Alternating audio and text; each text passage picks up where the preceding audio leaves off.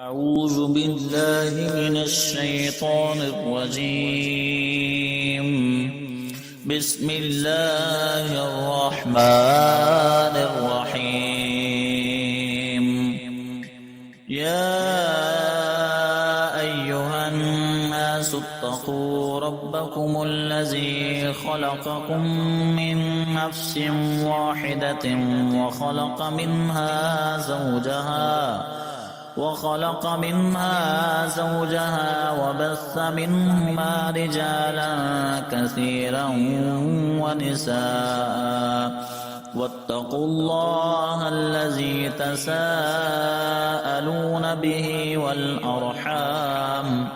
إن الله كان عليكم رقيبا. وآتوا اليتامى أموالهم ولا تتبدلوا الخبيث بالطيب ولا تأكلوا أموالهم إلى أموالكم إنه كان حوبا كبيرا. وإن خفتم ألا تقسطوا في اليتامى فانكحوا ما طاب لكم من النساء مثنى وثلاث ورباع، فإن خفتم ألا تعدلوا فواحدة أو ما ملكت أيمانكم ذلك أدنى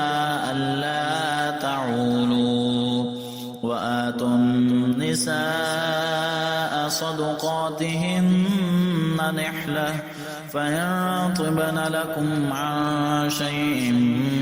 منه نفسا فكلوه هنيئا مريئا. ولا تؤتوا السفهاء أموالكم التي جعل الله لكم قياما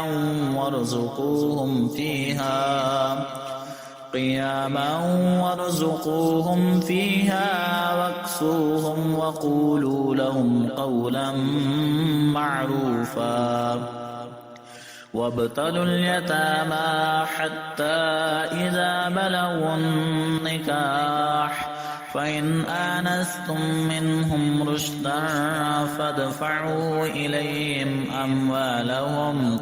ولا تأكلوها إسرافا وبدارا أن يكبروا. ومن كان غنيا فليستعفف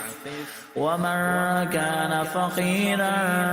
فليأكل بالمعروف. فإذا دفعتم إليهم أموالهم فأشهدوا عليهم وكفى بالله حسيبا. للرجال نصيب مما ترك الوالدان والأقربون وللنساء نصيب مما ترك الوالدان والأقربون مما قل منه أو كثر نصيبا مفروضا. وإذا حضر القسمة أولو القربى واليتامى والمساكين فارزقوهم منه وقولوا لهم قولا معروفا. وليخشى الذين لو تركوا من خلفهم ذرية ضعافا خافوا عليهم فليتقوا الله وليقولوا قولا سديدا. إن الذين يأكلون أموال اليتامى ظلما إنما يأكلون في بطونهم نارا وسيصلون سعيرا. يوصيكم الله في أولادكم أحدكم للذكر مثل حظ الأنثيين فإن كن نساء فوق 2 فلهن ثلثا ما ترك وإن كانت واحدة فلها النصف ولأبويه لكل واحد منهما السدس مما ترك إن كان له ولد فإن لم يكن له ولد وورثه أبواه فلأمه الثلث فإن كان له إخوة فلأمه السدس من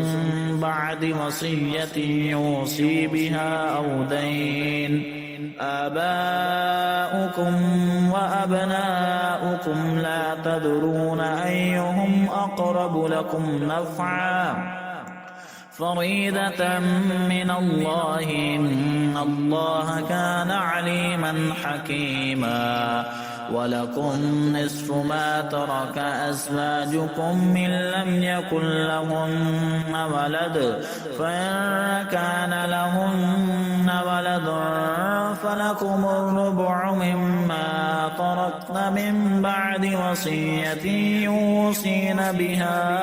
أو دين ولهن الربع مما تركتم إن لم يكن لكم ولد فإن كان لكم ولد فلهن الثمن مما تركتم من بعد وصية توصون بها أو دين. وإن كان رجل يورث كلالة أو امرأة وله أخ أو أخت فلكل واحد منهما السدس فإن كانوا أكثر من ذلك فهم شركاء في الثلث من بعد وصية يوصى بها أو دين غير مضار وصية من الله والله عليم حليم. تلك حدود الله ومن يطع الله ورسوله يدخله جنات تجري من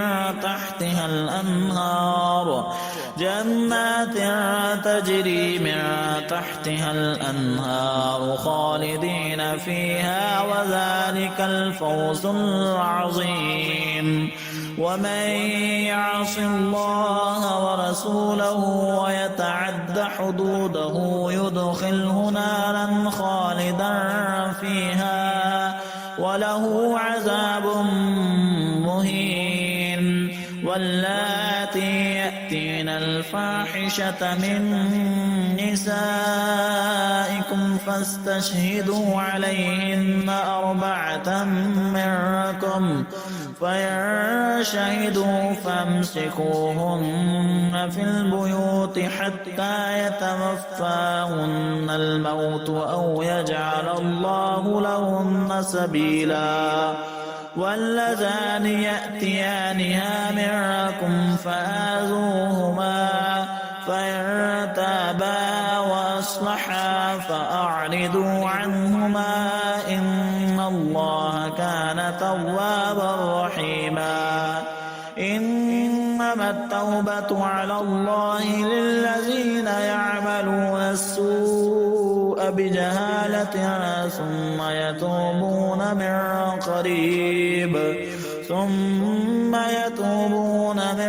قريب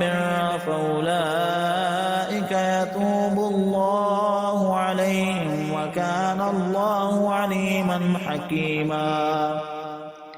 وليست التوبة للذين يعملون السيئات حتى إذا حضر أحدهم الموت قال إني تبت الآن ولا الذين يموتون وهم كفار أولئك أعتدنا لهم عذابا أليما. يا أيها الذين آمنوا لا يحل لكم أن ترثوا النساء كرها ولا تعضلوهن لتذهبوا ببعض ما آتيتموهن إلا أن يأتين بفاحشة مبينة وعاشروهن بالمعروف فإن كرهتموهن فعسى أن تكرهوا شيئا ويجعل الله فيه خيرا كثيرا. وإن أردتم استبدال زوج مكان زوج وآتيتم إحداهن قنطارا فلا تأخذوا منه شيئا أتأخذونه بهتانا وإثما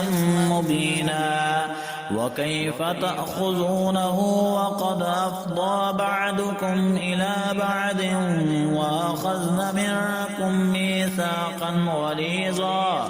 ولا تنكحوا ما نكح آباؤكم من النساء إلا ما قد سلف إنه كان فاحشة ومقتا وساء سبيلا. حرمت عليكم أمهاتكم وبناتكم وأخواتكم وعماتكم وخالاتكم وبنات الأخ وبنات الأخت وأمهاتكم اللاتي أرضعنكم وأخواتكم من الرضاعة وأمهات نسائكم وربائبكم اللاتي في حجوركم من نسائكم اللاتي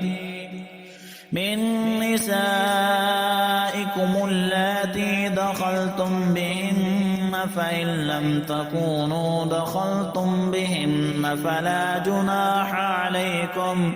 وحلائل أبنائكم الذين من أصلابكم وأن تجمعوا بين الأختين إلا ما قد سلف إن الله كان غفورا رحيما. والمحصنات من النساء إلا ما ملكت أيمانكم كتاب الله عليكم وأحل لكم ما وراء ذلكم أن تبتغوا بأموالكم محصنين غير مسافحين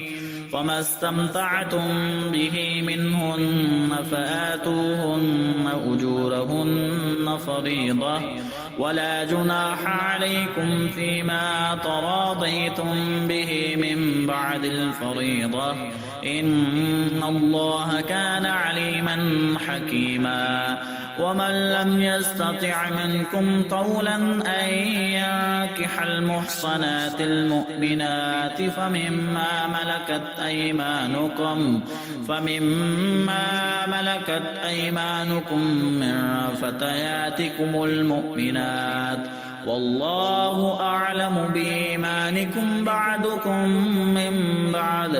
فانكحوهن بإذن أهلهن وآتوهن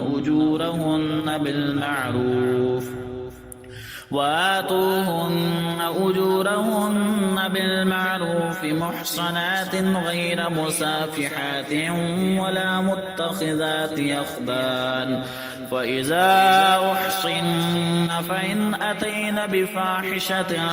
فعليهن نصف ما على المحصنات من العذاب ذلك لمن خشي العنة منكم وأن تصبروا خير لكم والله غفور رحيم. يريد الله ليبين لكم ويهديكم سنن الذين من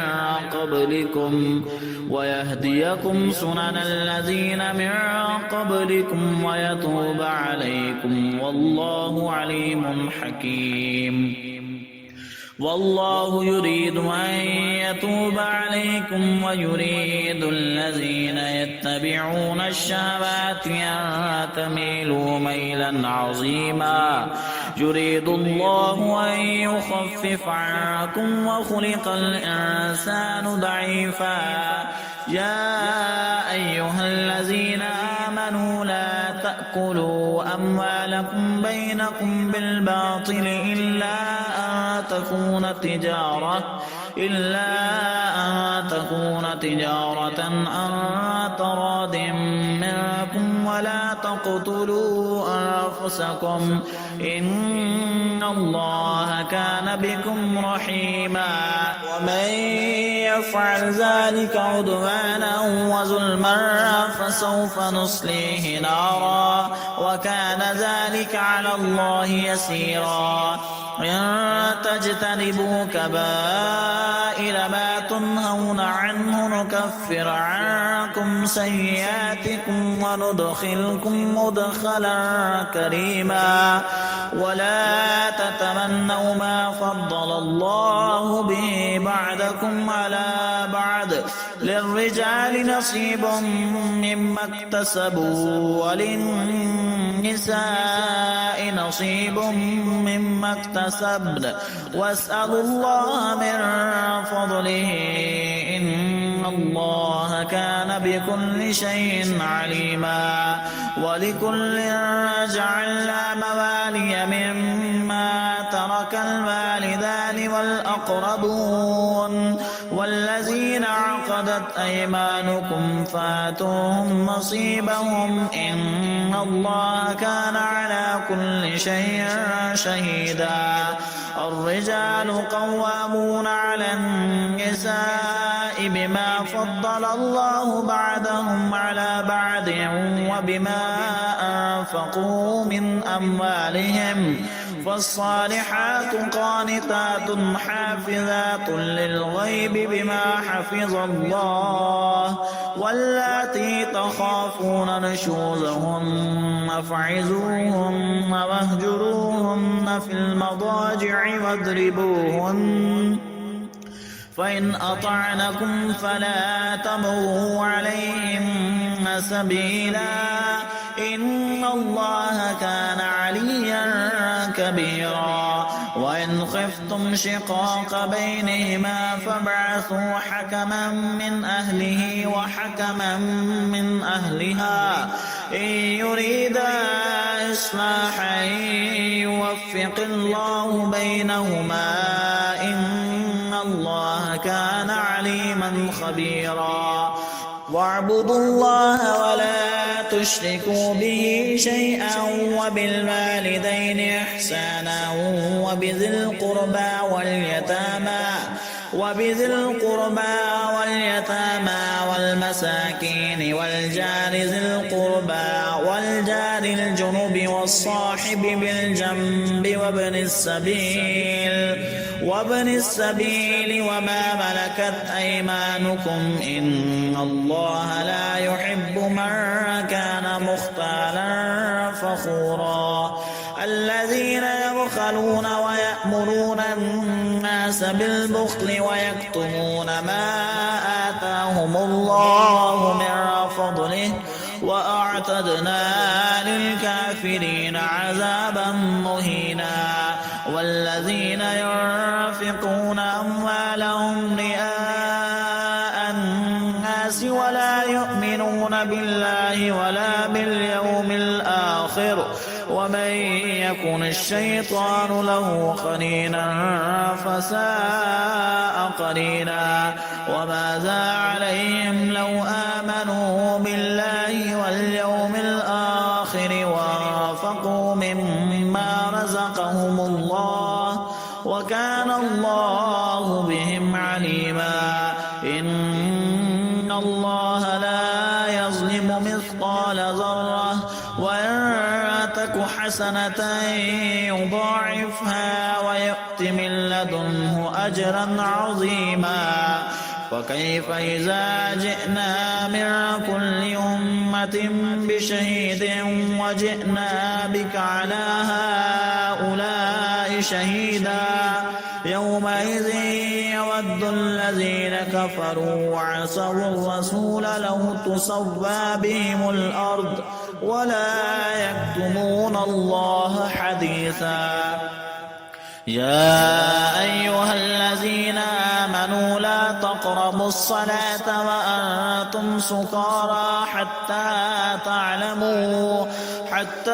تعلموا ما تقولون ولا جنبا إلا عابري سبيل حتى تغتسلوا وإن كنتم مرضى أو على سفر أو جاء أحد منكم من الغائط أو لامستم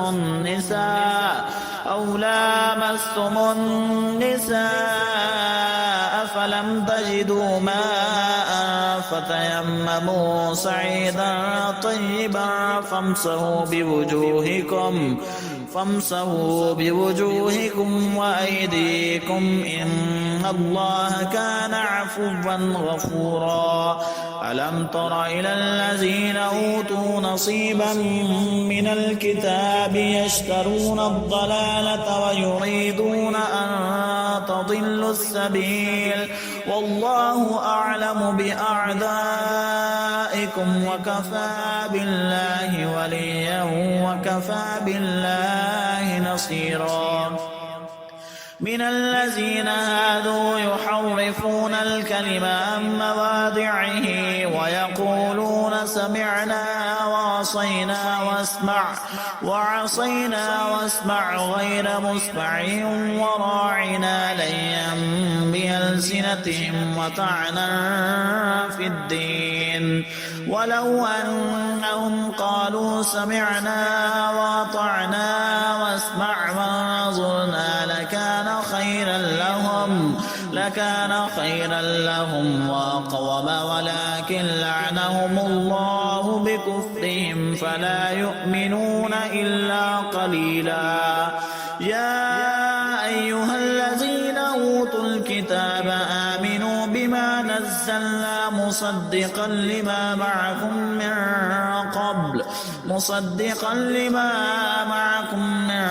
قبل أن نطمس وجوها فنردها على أدبارها أو نلعنهم كما لعنا أصحاب السبت وكان أمر الله مفعولا. إن الله لا يغفر أن يشرك به ويغفر ما دون ذلك لمن يشاء ومن يشرك بالله فقد افترى إثما عظيما. ألم تر إلى الذين يزكون أنفسهم بل الله يزكي من يشاء ولا يظلمون فتيلا. انظر كيف يفترون على الله الكذب وكفى به إثما مبينا. ألم تر إلى الذين أوتوا نصيبا من الكتاب يؤمنون بالجبت والطاغوت ويقولون للذين كفروا هؤلاء يهدى من الذين آمنوا سبيلا. أولئك الذين لعنهم الله ومن يلعن الله فلن تجد له نصيرا. أم لهم نصيب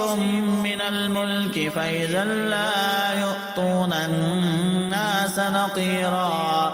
أم يحسدون الناس على ما آتاهم الله من فضله فقد آتينا آل إبراهيم الكتاب والحكمة وآتيناهم ملكا عظيما. فمنهم من آمن به ومنهم من صد عنه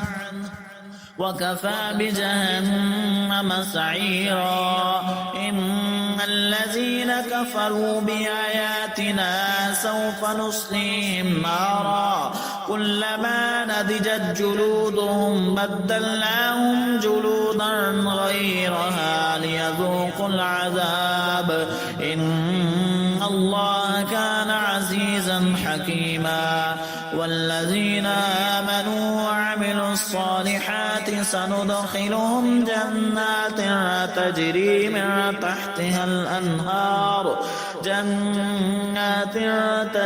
من تحتها الأنهار خالدين فيها أبدا لهم فيها أزواج مطهرة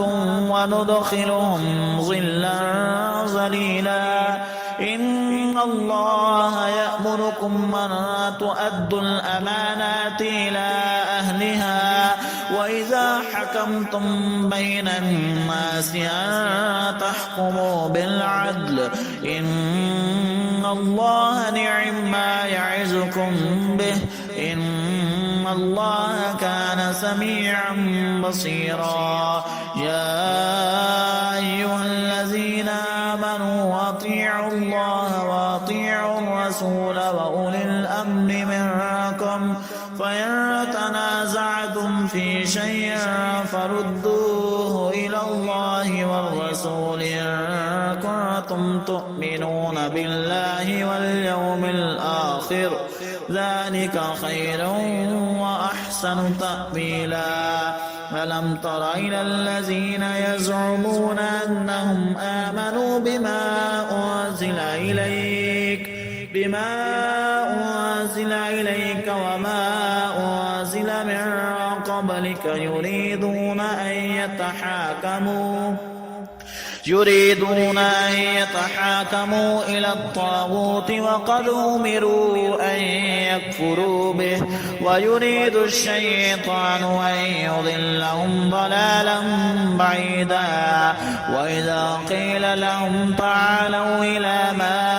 أنزل الله وإلى الرسول رأيت المنافقين يصدون عنك صدودا فكيف إذا أصابتهم مصيبة بما قدمت أيديهم ثم جاءوك يحلفون بالله إن أردنا إلا إحسانا وتوفيقا أولئك الذين يعلم الله ما في قلوبهم فأعرض عنهم وعظهم وقل لهم في أنفسهم قولا بليغا وما أرسلنا من رسول إلا ليطاع بإذن الله ولو أنهم إذ ظلموا أنفسهم جاءوك فاستغفروا الله واستغفر لهم الرسول لوجدوا الله توابا رحيما فلا وربك لا يؤمنون حتى يحكموك فيما شجر بينهم ثم لا يجدوا في أنفسهم حرجا مما قضيت ويسلموا تسليما ولو أنا كتبنا عليهم أن اقتلوا أنفسكم أو اخرجوا من دياركم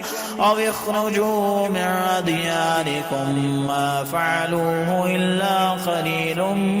منهم ولو أنهم فعلوا ما يوعظون به لكان خيرا لهم وأشد تثبيتا وإذا لآتيناهم من لدنا أجرا عظيما ولهديناهم صراطا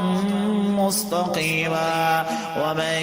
يطع الله والرسول فأولئك مع الذين أنعم الله عليهم من النبيين والصديقين والشهداء والصالحين وحسن أولئك رفيقا ذلك الفضل من الله وكفى بالله عليما يا أيها الذين آمنوا خذوا فانفروا ثبات أو انفروا جميعا وإن منكم لمن ليبطين فإن أصابتكم مصيبة قال قد أنعم الله علي إذ لم أكن معهم شهيدا ولئن أصابكم فضل من الله ليقولن كأن لم تكن بينكم وبينه مودة يا ليتني كنت معهم فأفوز فوزا عظيما فليقاتل في سبيل الله الذين يشرون الحياة الدنيا بالآخرة ومن يقاتل في سبيل الله فيقتل أو يغلب فسوف نؤتيه أجرا عظيما وما لكم لا تقاتلون في سبيل الله والمستضعفين من الرجال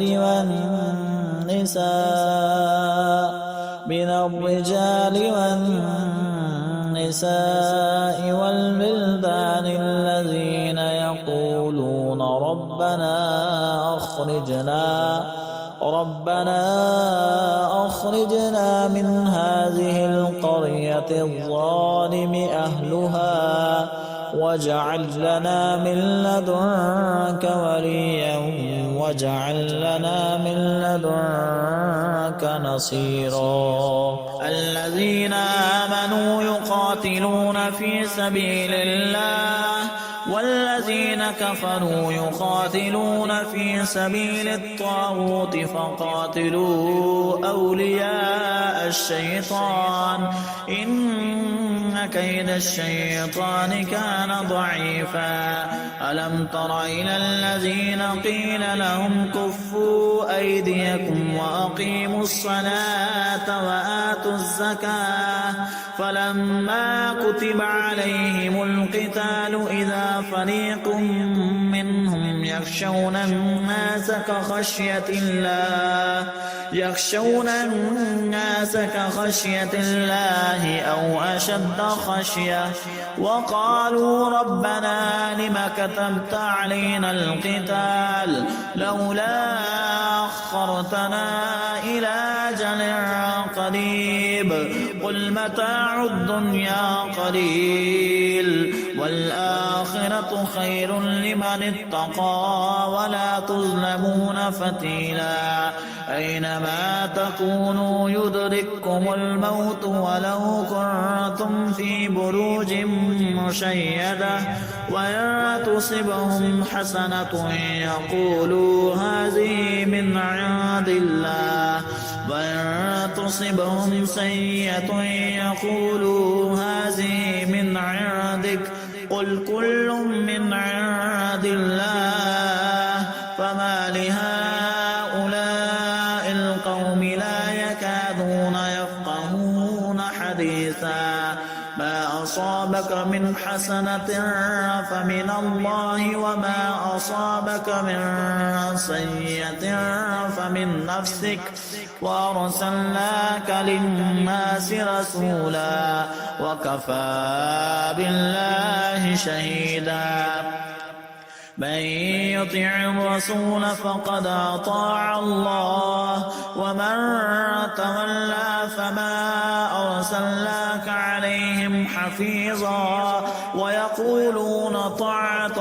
فإذا برزوا من عندك بيت طائفة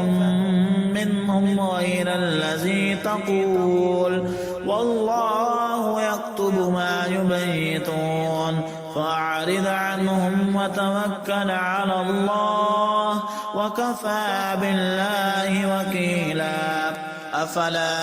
يتدبرون القرآن ولو كان من عند الله لوجدوا فيه اختلافا كثيرا وإذا جاءهم أمر من الأمن أو الخوف أذاعوا به ولو ردوه إلى الرسول وإلى أولي الأمر منهم لعلمه الذين يستنبطونه منهم ولولا فضل الله عليكم ورحمته لاتبعتم الشيطان إلا قليلا فقاتل في سبيل الله لا تكلف إلا نفسك وحرض المؤمنين عسى الله أن يكف بأس الذين كفروا والله أشد بأسا وأشد تنكيلا من يشفع شفاعة حسنة يكن له نصيب منها ومن يشفع شفاعة سيئة يكن له كفل منها وكان الله على كل شيء مقيتا وإذا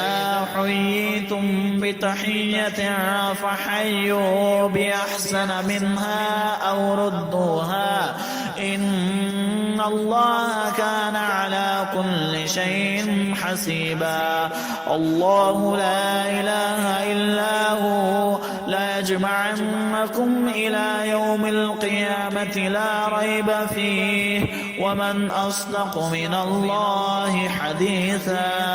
فما لكم في المنافقين فئتين والله أركسهم بما كسبوا أتريدون أن تهدوا من أضل الله ومن يضلل الله فلن تجد له سبيلا ودوا لو تكفرون كما كفروا فتكونون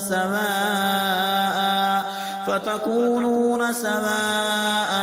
فلا تتخذوا منهم أولياء حتى يهاجروا في سبيل الله فإن تولوا فخذوهم واقتلوهم حيث وجدتموهم ولا تتخذوا منهم وليا ولا نصيرا إلا الذين يصلون إلى قوم بينكم وبينهم ميثاق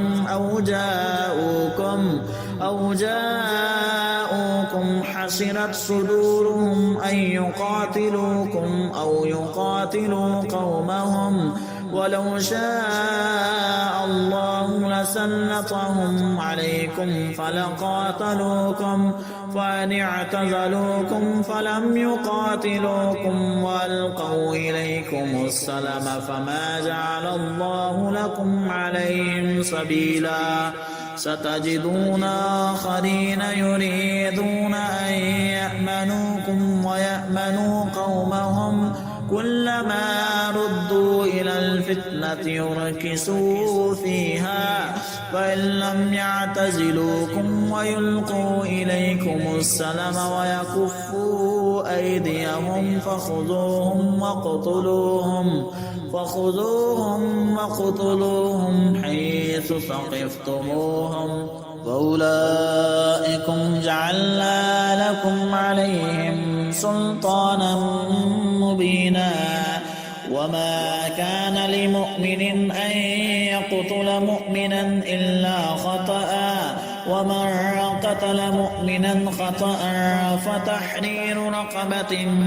مؤمنة ودية مسلمة إلى أهله إلا أن يصدقوا فإن كان من قوم عدو لكم وهو مؤمن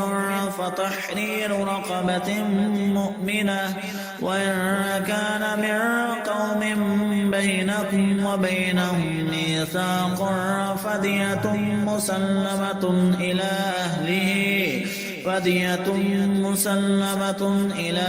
أهله وتحرير رقبة مؤمنة فمن لم يجد فصيام شهرين متتابعين توبة من الله وكان الله عليما حكيما ومن يقتل مؤمنا متعمدا فجزاؤه جهنم خالدا فيها وغضب الله عليه ولعنه وأعد له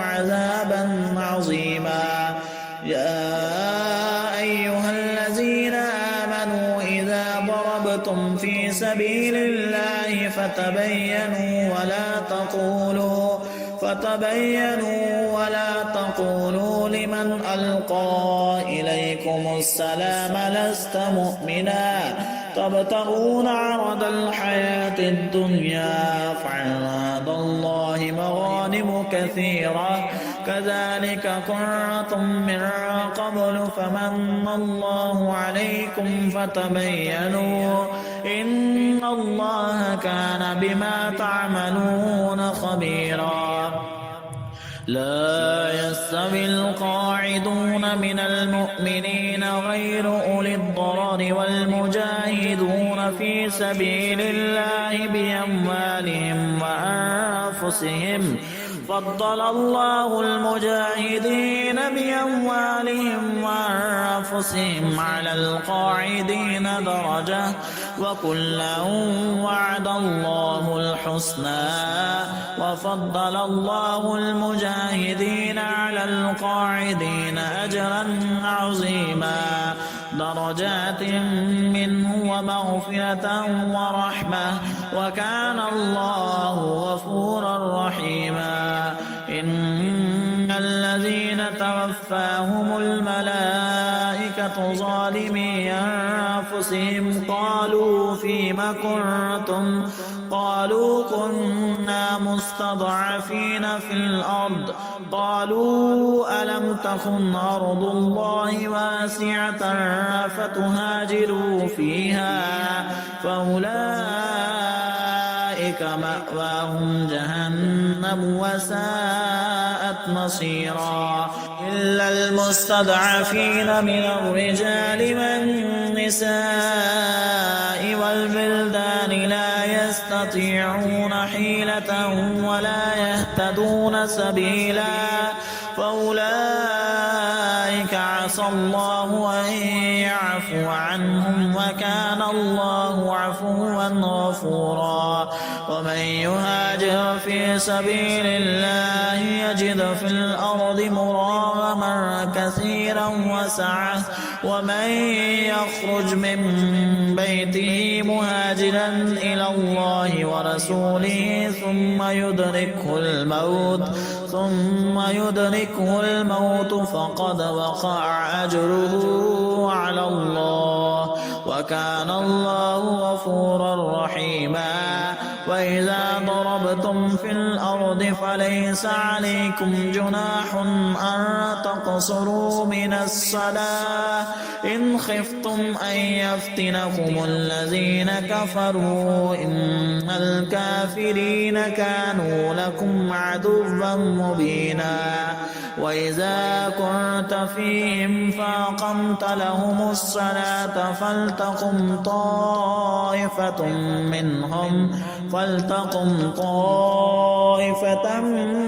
منهم معك وليأخذوا أسلحتهم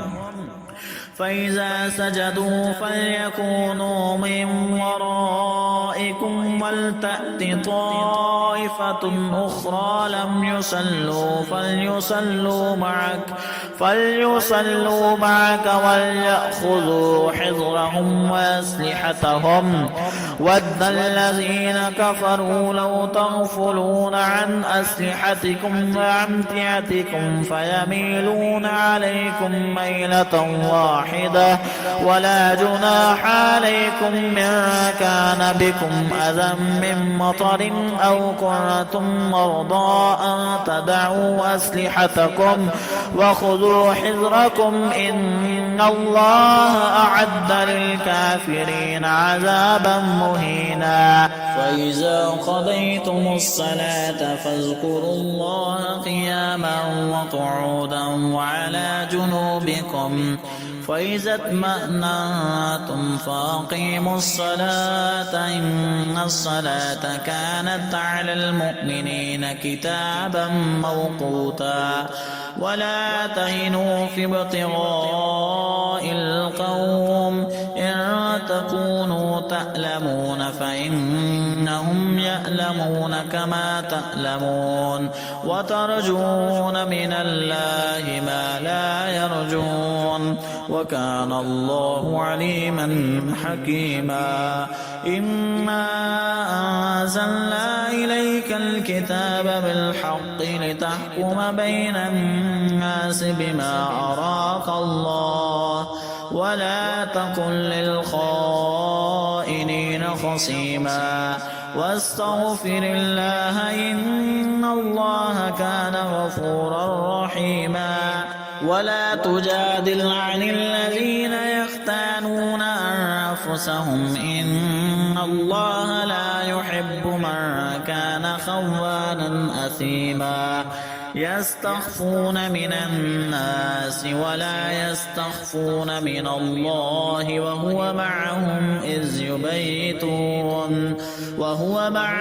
إذ يبيتون ما لا يرضى من القول وكان الله بما يعملون محيطا. ها أنتم هؤلاء جادلتم عنهم في الحياة الدنيا فمن يجادل الله عنهم يوم القيامة أم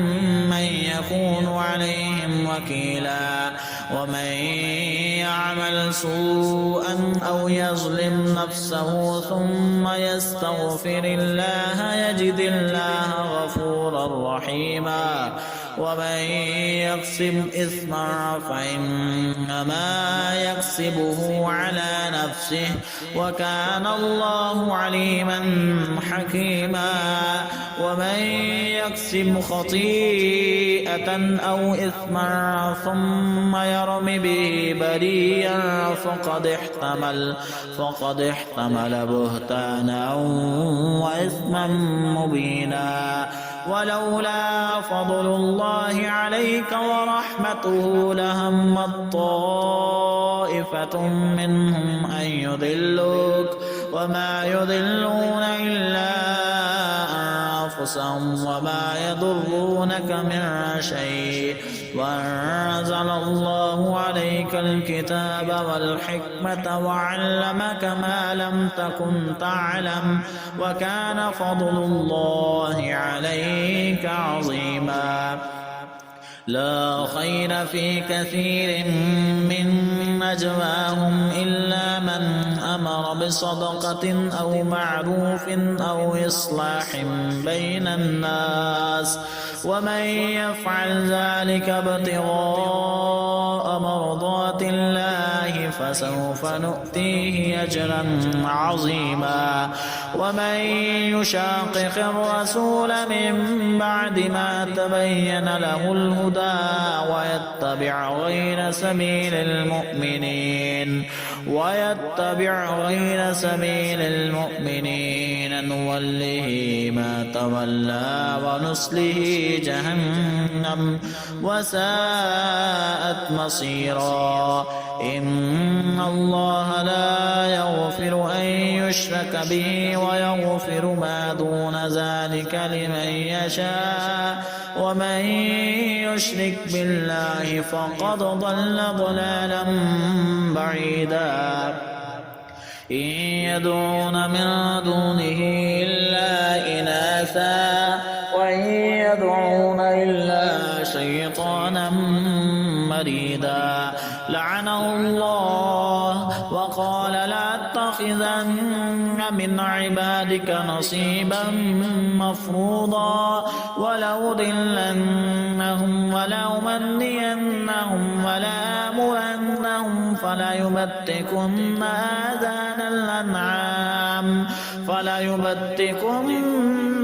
آذان الأنعام ولآمرنهم فليغيرن خلق الله. ومن يتخذ الشيطان وليا من دون الله فقد خسر خسرانا مبينا. يعدهم ويمنيهم وما يعدهم الشيطان إلا غرورا. أولئك مأواهم جهنم ولا يجدون عنها محيصا. خالصا. والذين آمنوا وعملوا الصالحات سندخلهم جنات تجري من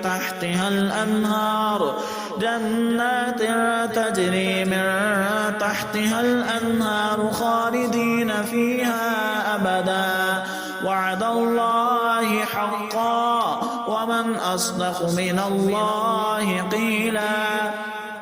ليس بأمانيكم ولا أماني أهل الكتاب من يعمل سوءا يجز به ولا يجد له من دون الله وليا ولا نصيرا. ومن يعمل من الصالحات من ذكر أو أنثى وهو مؤمن فأولئك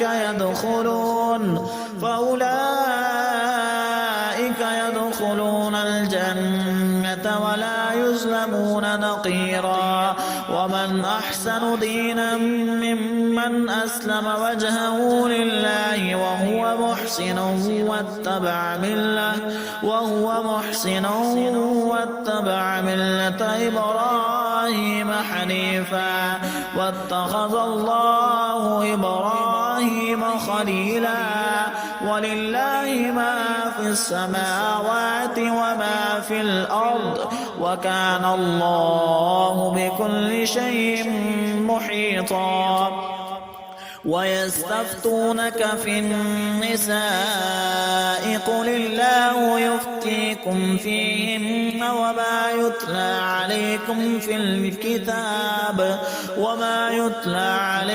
في الكتاب في يتامى النساء اللاتي لا تؤتونهن ما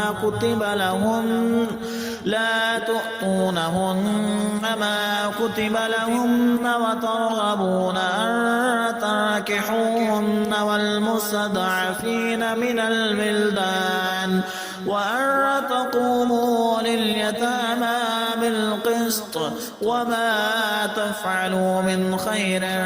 فإن الله كان به عليما.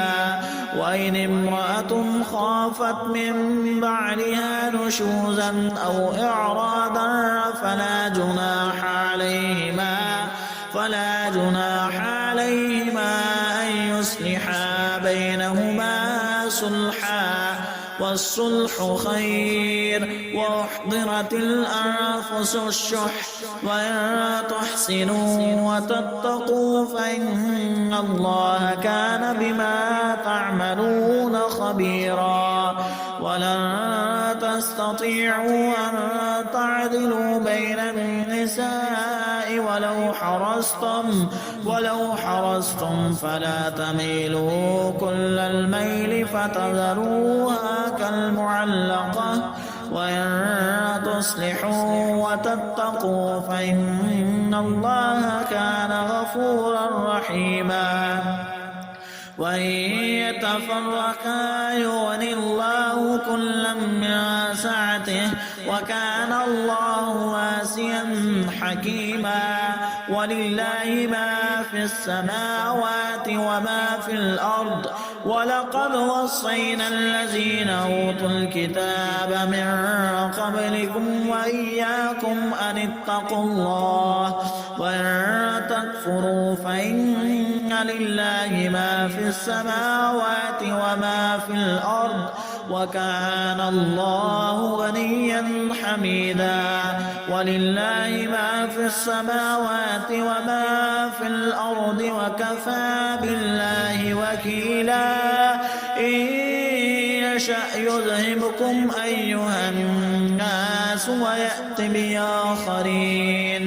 وكان الله على ذلك قديرا. من كان يريد ثواب الدنيا فعند الله ثواب الدنيا والآخرة وكان الله سميعا بصيرا. يا أيها الذين آمنوا كونوا قوامين بالقسط شهداء لله ولو على أنفسكم أنفسكم وبالوالدين والأقربين إن يكن غنيا أو فقيرا فالله أولى بهما فلا تتبعوا الهوى أن تعدلوا وإن تلووا أو تعرضوا فإن الله كان بما تعملون خبيرا يا أيها الذين آمنوا بالله ورسوله والكتاب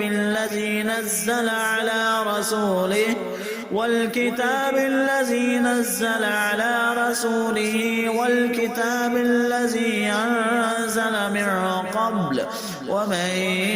يكفر بالله وملائكته وكتبه ورسله واليوم الآخر فقد ضل ضلالا بعيدا إن الذين آمنوا ثم كفروا ثم آمنوا ثم كفروا ثم ازدادوا كفرا لم يكن الله ليغفر لهم ولا ليهديهم سبيلا بشر المنافقين بأن لهم عذابا أليما الذين يتخذون الكافرين أولياء من دون المؤمنين أيبتغون عندهم العزة فإن العزة لله جميعا وقد نزل عليكم في الكتاب أن إذا سمعتم آيات الله يكفر بها ويستهزأ بها فلا تقعدوا معهم حتى يخوضوا في حديث غيره إنكم إذا مثلهم إن الله جامع المنافقين والكافرين في جهنم جميعا الذين يتربصون بكم فإن كان لكم فتح من الله قالوا ألم نكن معكم وإن كان للكافرين نصيب قالوا ألم نستحفظ عليكم ونمنعكم من المؤمنين فالله يحكم بينهم يوم القيامة ولن يجعل الله للكافرين على المؤمنين سبيلا إن المنافقين يخادعون الله وهو خادعهم وإذا قاموا إلى الصلاة قاموا كسالى يراءون الناس ولا يذكرون الله إلا قليلا مذبذبين بين ذلك لا إله هؤلاء ولا إله هؤلاء ومن يضلل الله فلن تجد له سبيلا يا أيها الذين آمنوا لا تتخذوا الكافرين أولياء من دون المؤمنين أتريدون أن تجعلوا لله عليكم سلطانا مبينا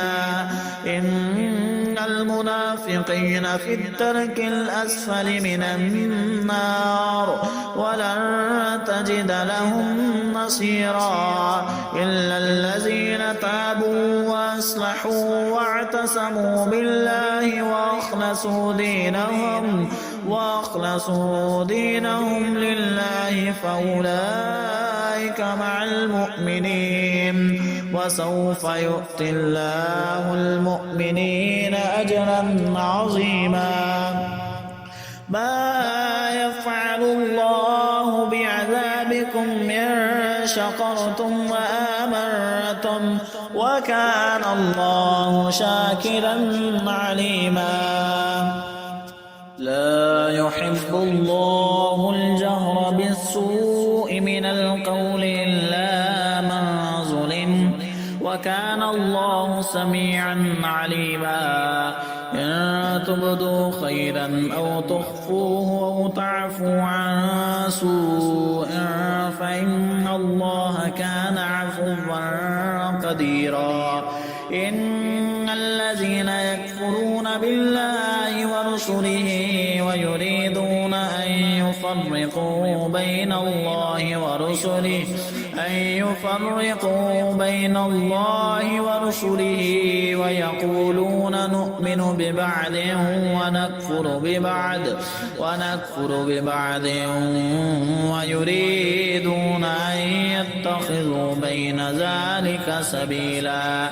أولئك هم الكافرون حقا وأعتدنا للكافرين عذابا مهينا. والذين آمنوا بالله ورسله ولم يفرقوا بين أحد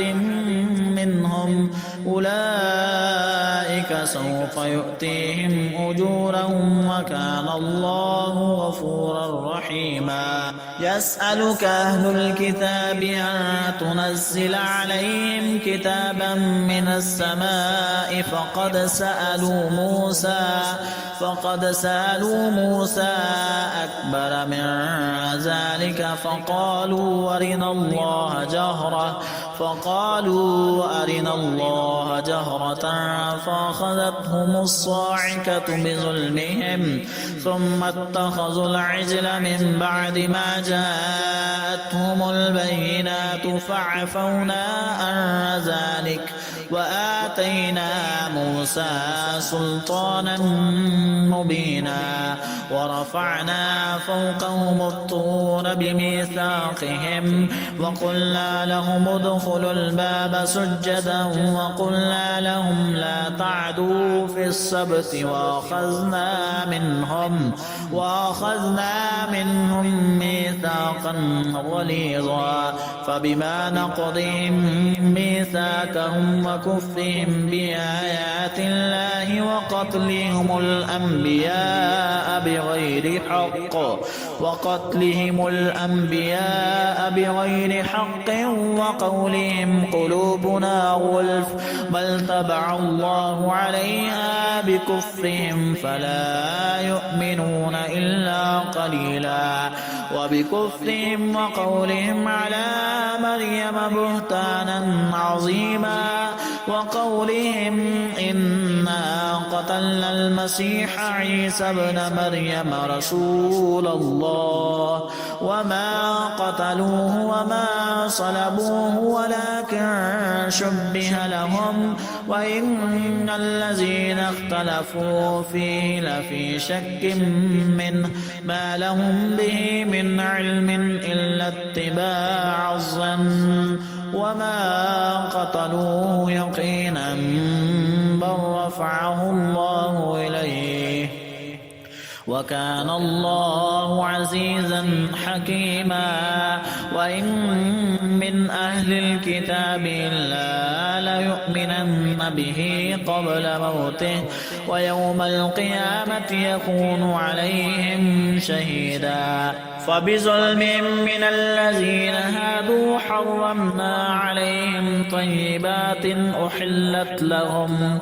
وبصدهم عن سبيل الله كثيرا وأخذهم الربا وقد نهوا عنه وأكلهم أموال الناس بالباطل واعتدنا للكافرين منهم عذابا أليما. لكن الراسخون في العلم منهم والمؤمنون يؤمنون بما أنزل إليك وما أنزل من قبلك والمقيمين الصلاة والمؤتون الزكاة والمؤمنون بالله واليوم الآخر أولئك سنؤتيهم أجرا عظيما. إنا أوحينا إليك كما أوحينا إلى نوح والنبيين من بعده وأوحينا إلى إبراهيم وإسماعيل وإسحاق ويعقوب والأسباط وعيسى وأيوب ويونس وهارون وسليمان وآتينا داود زبورا ورسلا قد قصصناهم عليك من قبل ورسلا لم نقصصهم عليك وكلم الله موسى تكليما رسلا مبشرين ومنذرين لئلا يكون للناس على الله حجة بعد الرسل وكان الله عزيزا حكيما لكن الله يشهد بما أنزل إليك أنزله بعلمه والملائكة يشهدون وكفى بالله شهيدا إن الذين كفروا وصدوا عن سبيل الله قد ضلوا ضلالا بعيدا إن الذين كفروا وظلموا لم يكن الله ليغفر لهم ولا ليهديهم طريقا إلا طريق جهنم خالدين فيها أبدا وكان ذلك على الله يسيرا يا أيها الناس قد جاءكم الرسول بالحق من ربكم فآمنوا خيرا لكم وإن تكفروا فإن لله ما في السماوات والأرض وكان الله عليما حكيما يا أهل الكتاب لا تغلوا في دينكم ولا تقولوا على الله إلا الحق إنما المسيح عيسى بن مريم رسول الله وكلمته ألقاها إلى مريم وروح منه فآمنوا بالله ورسله ولا تقولوا ثلاثة انتهوا خيرا لكم إنما الله إله واحد سبحانه أن يكون له ولد له ما في السماوات وما في الأرض وكفى بالله وكيلا لن يستنكف المسيح أن يكون عبدا لله ولا الملائكة المقربون ومن يستنكف عن عبادته